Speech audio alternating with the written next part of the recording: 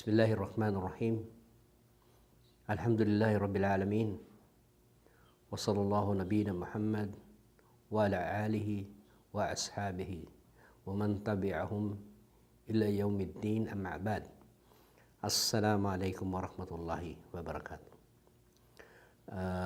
Sa ngalan ng Allah, ang maaway na mahabagin, at ako'y sumasaksi na walang ibang tunay na Diyos na karapat-dapat sambahin maliban sa Allah, at si Propeta Muhammad ay kanyang alipin at sugo, ang pinakahuling sugo na isinugo ng Allah sa lahat ng sangkatauhan, at hindi lamang sa mga sangkatauhan, maging sa mga jinn.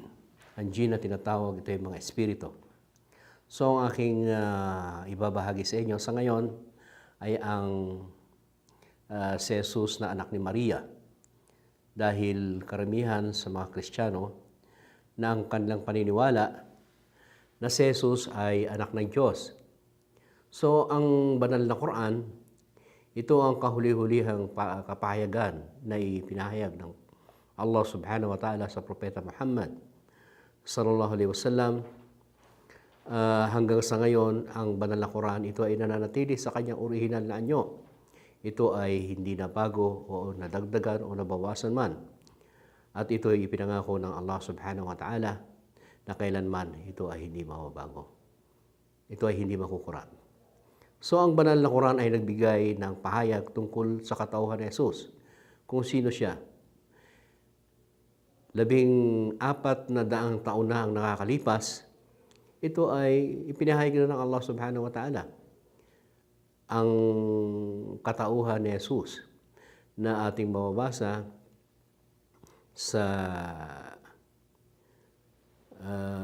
Surah Al-Imran. A'udhu billahi minash shaitanir rajim. Inna matala Isa indallahi kamatali Adam.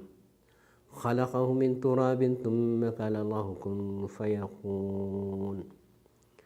So ang pinakamalapit na kahulugan na ang pagkakasabi, katotohanan, ang kalintulad, ang katulad ni Jesus sa harapan ng Allah subhanahu wa ta'ala, sa harapan ng Diyos ay katulad ni Adan. Si Adan ay nilikha ng Diyos mula sa turab, mula sa buhangin o kaya putik o lupa. Kapag ang Allah ay lumikha ng isang bagay, kanya lamang itong sinasabi, at ito ay nagiging isang bagay. So, ang tanong, bakit tinawag si Jesus na anak ng Diyos? So, ang kanilang sinasagot ay dahil wala siyang ama. Kaya siya tinawag na anak ng Diyos. So, kung ang batayan ay walang ama, dahil kaya wala siyang ama, kaya ang kanyang ama ay ang Diyos, ito ay hindi lamang si Jesus ang walang ama, maging si Adan ay wala ring ama, o maging si Eva ay wala ring ama. So, pero hindi sila tinatawag na anak ng Diyos. Pero si Jesus, siya ay tinawag na anak ng Diyos dahil nga siya ay walang ama. So, itong sasabi na siya ay anak ng Diyos, ito ay mahabang panahon ng sinagot ng Allah subhanahu wa ta'ala. 14 na daang taon na nakakalipas na ang sabi ng Allah, ang kahalintulad ni Jesus sa harapan ng Diyos, sa harapan ng Allah, ay katulad ni Adan. So, dito, sinasabi ng Allah, kung sinasabi ninyo na si Jesus ay anak ng Diyos dahil wala siyang ama, ang sabi ng Allah subhanahu wa ta'ala, nakalimutan niyo na ba kung paano ko nilikha si Jesus? Si Adan. Si Adan ay nilikha ng Allah subhanahu wa ta'ala mula sa lupa o mula sa putik o buhangin na walang buhay na kanyang binigyan ng buhay. So ito ang unang-unang paglikha ng Allah subhanahu wa ta'ala. Sinabi niya lang at ito ay naging isang nilikha.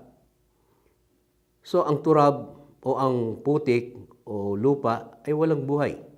Binigyan ng Allah ng buhay at yan si Adan. Si Adan ay walang ama, siya ay wala ring ina.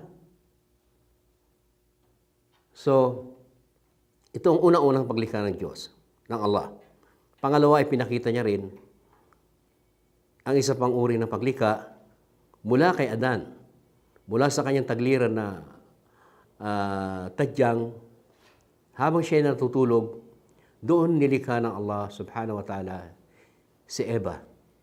So, nang pagkagising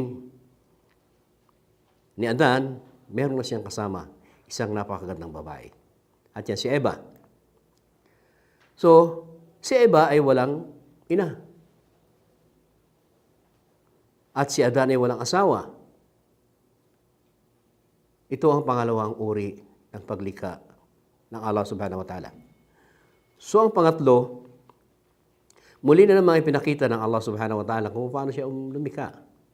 Mula sa isang babae na tinatawag na pangalang Maria.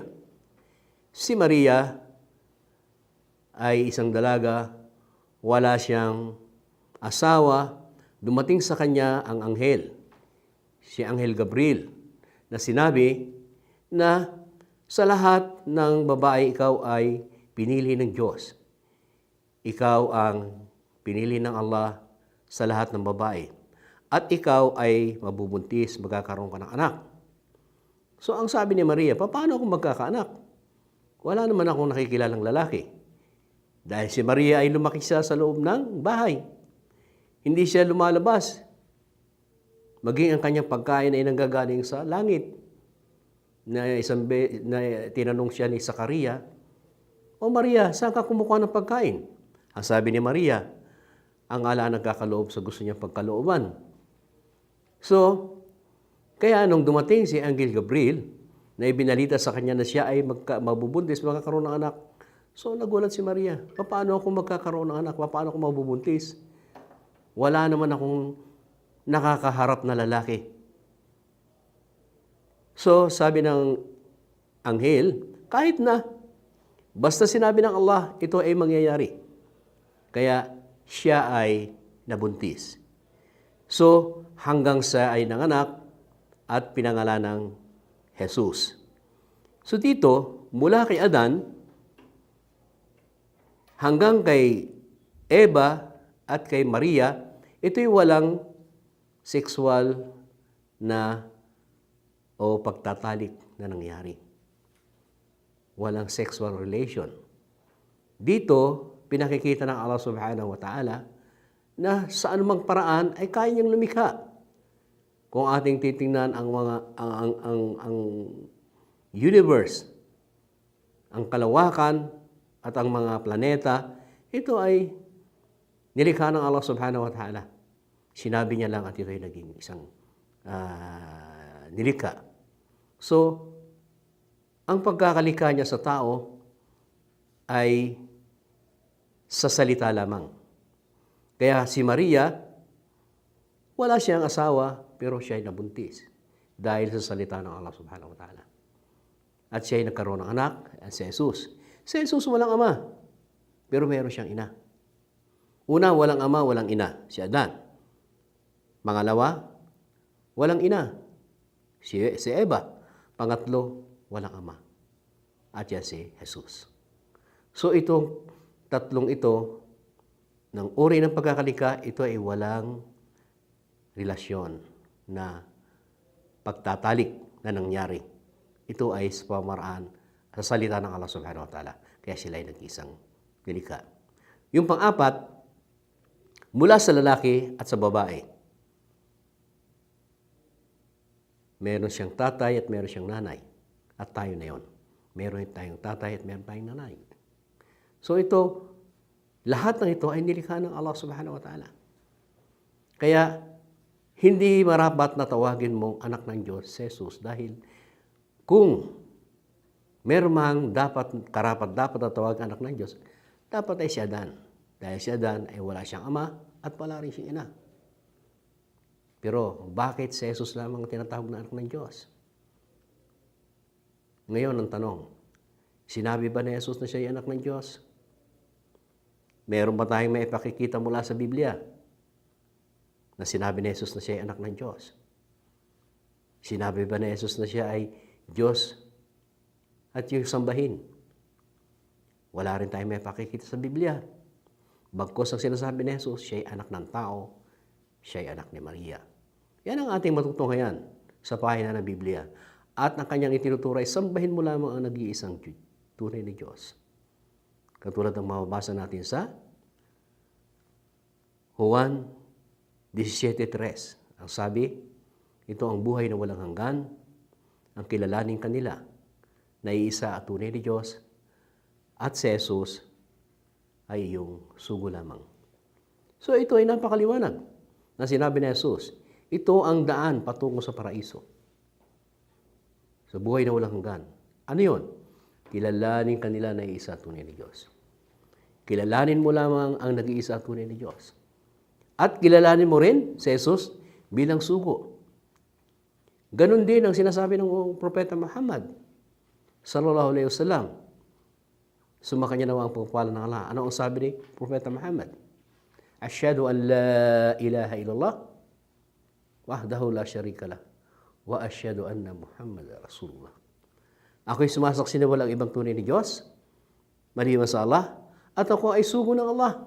So anong pinagkaiba ng turo ni Jesus at turo ni Propeta Muhammad? Wala. Ang itinuturo nila, sambahin mo lamang ang nag-iisa at tunay ni Diyos. At sinabi rin sa Surah Al-Ikhlas, sa chapter, yung tinatawag na kadalisayan ng pananampalataya, na ang sa pagkakasabi ay, Kul huwallahu ahad. Sabihin mo, O Muhammad, sabihin mo sa mga tao, na siya ang Allah, siya ay nag-iisa. As-Samad, walang pinagmulan, walang katapusan, walang pangangailangan. Siya ay ganap. Lam yalid, wala siyang anak. Walam yulad, walang ipinanganak mula sa kanya. Walam yakun lahu kufuwan ahad. Sa kanya ay walang makatutulad, siya ay nag-iisa lamang. So ito, ang kalikasan ng Diyos. Ang pangalan niya, Allah. Sino may sabi? Ang Allah. Hindi niya sinabi na ang pangalan niya Ama. No. Wala tayong makikita sa anumang dokumento na sinabi ng Diyos ang kanyang pangalan ay Ama. Sapagkat ang Ama, ito ay isang titulo lamang. No? So ang mga ama ay meron silang personal na pangalan. So ang Allah, ito ang kanyang personal na pangalan. At sinabi niya siya nag-iisa. Wala siyang pinagmulan, wala siyang katapusan, wala siyang pangangailangan, wala siyang anak, hindi siya pinanganak. Walang sino mga makatutulad sa kanya.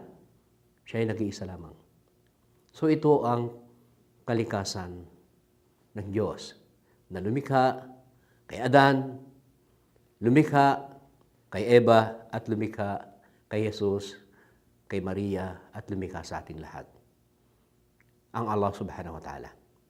Kaya, wag natin bibigyan ng katulad ng Allah subhanahu wa ta'ala. Dahil sinabi niya, walang makatutulad sa Kanya. Itinatanggi niya na siya'y walang katulad. Sinasabi niya, walang katulad. Kaya wag nating bigyan ng katulad ang ating tigapaglikha dahil katotohanan, wala siyang katulad. Bagamat nakakakita siya, nakikita niya ang lahat, hindi nangangahulugan na mayroon siyang mata na katulad ng kanyang nilikha. Nakakarinig siya, hindi nangangahulugan na mayroon siyang tenga na katulad ng kanyang nilikha.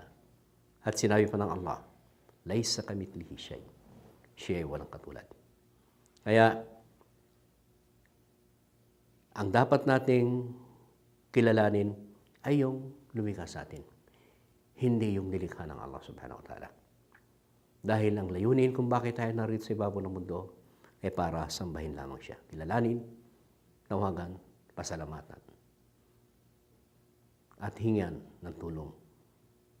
Ito ang kaligtasan, ang sambahin mo lamang ang nag-iisa at tunay ni Diyos. At walang iba ang yan, ang Allah subhanahu wa ta'ala. So hanggang doon na lamang at hindi ko na pahabain pa ang aking ibinahagi sa inyo.